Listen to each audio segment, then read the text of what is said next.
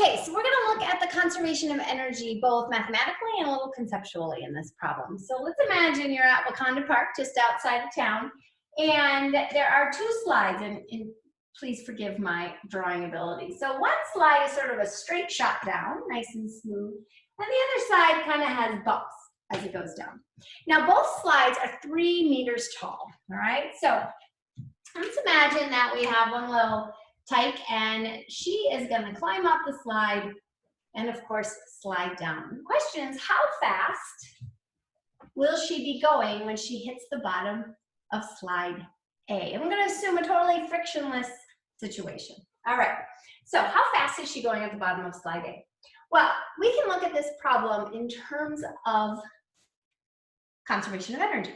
We have to define the initial and the final. So if we define the initial state at the top of the slide and the final state at the bottom of the slide, then her energy has to be the same at both the top and the bottom. So looking at the conservation of energy mathematically, we know that the total energy and the initial, in this case the top, has to equal the total energy final, in this case the bottom.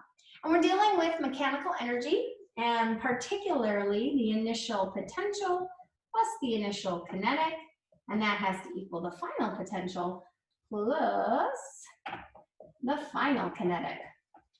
Now, whenever we're dealing with potential energy, we have to remember to think about that reference point. Where's my potential energy value 0? And we want to be strategic.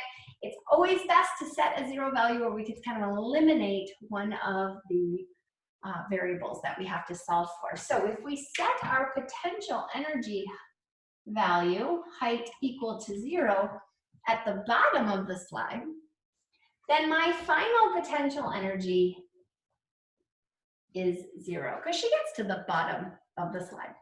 All right, so we are left with our initial potential energy, which is the mass times g times the height, plus 1/2 mass times the initial speed squared is equal to 1/2 mass times the final speed squared.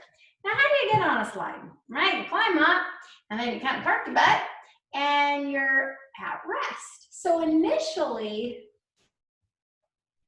you also don't have any kinetic energy. And so our total potential energy at the top has to equal our total potential energy, kinetic energy at the bottom. That'll allow us to see how fast she's going. So we have mg times the initial height equals 1/2 the mass times the final speed, which we're interested. I have an m on both sides, so if I get rid of those, dividing both sides by m makes that go away. And we have 9.8. We're told the height of the slides are 3 meters equals 1/2 the final speed squared. So solving for our final speed, we find that her final speed, 9.8 times 3 times 2 is, she's moving at 7.7 meters per second.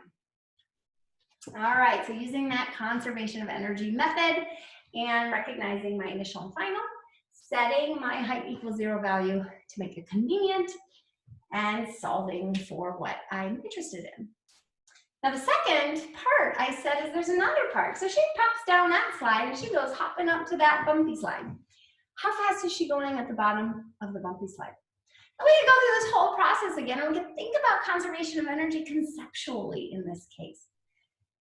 What has really changed about her situation?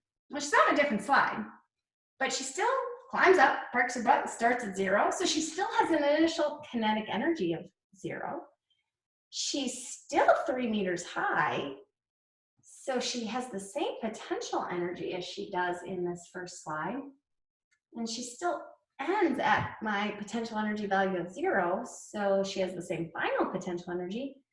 So she has to have the same final kinetic energy, regardless of whether those bumps are in the way.